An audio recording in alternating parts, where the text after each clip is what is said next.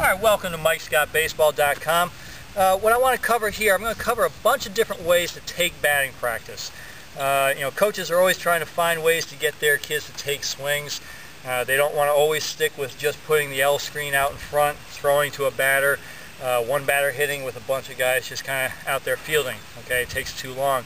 So I'm just going to go over a bunch of different ways to take batting practice. A lot of these things can be done in a cage, hitting into a net, or maybe just hitting into an open field also. You can find different ways to do this.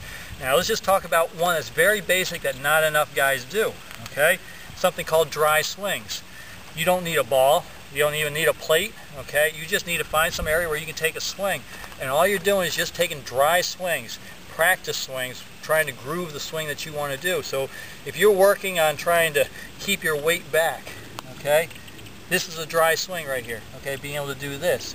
Okay, then you put it into motion. Okay, you take your swing. But those are dry swings. When a guy's not hitting, he should be off to the side. Okay, if he's waiting for his turn, he should be off to the side taking dry swings, especially if he's up next, so he can start to groove his swing, what he wants to do before he comes up and faces any kind of live pitching. So you always get dry swings. Next basic one is, okay, hitting off a tee. Okay, when you're hitting off a tee, you can hit into a net. You can hit into an open field. Personally, I like to hit off a tee into an open field. So if I get a ball right here, and I'm going to set it up, all I'm trying to do is just try to come down, strike it solid. But personally, again, I like to hit a ball out into the field to see how it's flying, seeing how it's traveling. Okay. Now sometimes I'll take swings and I'll just drive them into a net. It's very similar to dry swings. I'm just taking a swing, okay, driving into a net, maybe just right here in front of me, or maybe to the back of a cage. Basically, I'm just taking my swings, trying to groove the good contact position, okay, hitting off a tee. So hitting off a tee is another one. The other ones we're going to quickly look at when we do our demonstrations, okay, hitting in a cage off short toss, okay, which is an overhand toss behind an L screen, okay, or you can actually be sitting on a bucket tossing underhand. You get a shorter distance, but you get a lot better pitches. Okay, just trying to get a ball in motion. So that's short toss. You have soft toss, which is tosses from the side. You usually have somebody in front of you tossing the ball from the side, so you'd get some kind of motion moving into the ball. And obviously you have your live throwing. Okay, you have a pitcher that's throwing from behind an L screen. Again, you do it in a cage, you do it out on a field. Obviously when you do it out in the field, there's more chasing balls, you need more fielders. It's very good to see the ball fly out there so you understand what kind of trajectory you're hitting, pull shots, opposite field, and the strength on the swing. But don't forget, if you have any kind of L screen or any kind of protective screens, you can do tee work, you can do soft toss. If you have a cage, you can do short toss, underhand toss. You can hit into the sides of nets, sides of batting cages. You don't always have to hit inside the batting cage. You can hit it off the sides. That way you could use all 3 or 4 sides, have a lot of guys swinging at once. So take a look at the videos you're about to see here, some examples of different types of batting practice that you can take, that you can work on. Keep your team busy, a lot of swings for everybody on your team. Okay, one of the ways that we talked about taking swings is off a tee. Right here, we're just going to hit off a tee out into the field. You can obviously do this hitting into a net or hitting it to the back of a cage. But right here, I'm going to let Adam go ahead and start taking some swings here.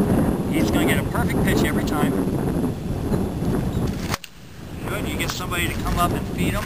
Okay, this also increases the time that you have, so he's going to take another swing right here. Good. Now Adam can go ahead and move this this tee. Okay, I can move for him. I want him to hit inside pitches a little bit more instead of right over the plate. So I'm going to move it forward a little bit to the inside part of the plate right here.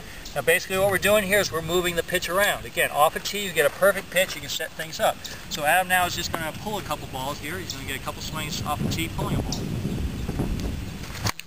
Good. He's going to get another one here. Again, working on perfect pitches, perfect locations, grooving a swing. Okay, one more right here.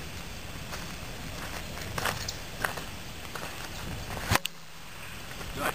So if you get a tee, okay, remember you can move this tee inside, outside. Outside's going to be traveling a little further back, down the middle, okay, and a lot of tees move up and down, okay. You can go with higher pitches or lower pitches, okay, if you want to work on that also. So don't forget about the tee. If you can bring about 2 or 3 tees to a practice, you can definitely try to find spots on field where you can set these up and more swings for more players. Okay, one of the other examples of taking batting practice is what's called soft toss. Okay, underhand toss from the side, driving a ball into a net or maybe the length of a cage. Again, you could drive this the full field if you wanted to.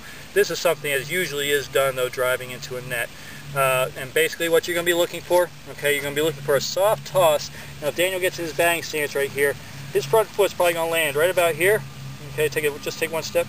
Okay, I want to try tossing a ball that's landing right opposite side this foot. I don't want to throw the ball behind him, okay, and I don't want to throw it too far out in front. I'm trying to aim this ball so it's dropping nice and soft, okay, right over this front foot. And I don't want to throw line drives, okay, something that's going right through the zone. I want to try dropping that ball almost like there was a tee just sitting right here. That's what I want to try doing. It's putting a ball in motion. This is great for the youngest kids who are starting to learn to hit balls that are live pitching. You try to give them a soft toss, drop it on top of that tee where the tee would be. Okay, then the batter just tries to get his rhythm, driving the ball into a net, or like I said, a cage or out in the field. So let's take a couple looks at that.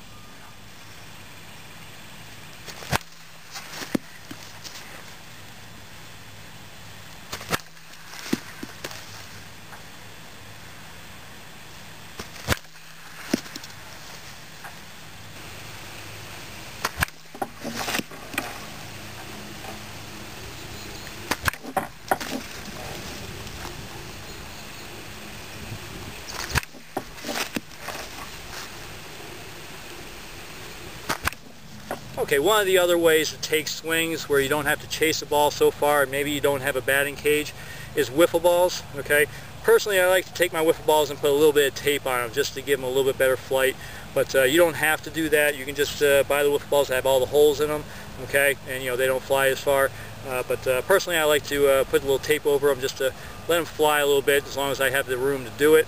Okay, but basically you can toss these underhand, you can toss them overhand. It doesn't really matter which way you do it.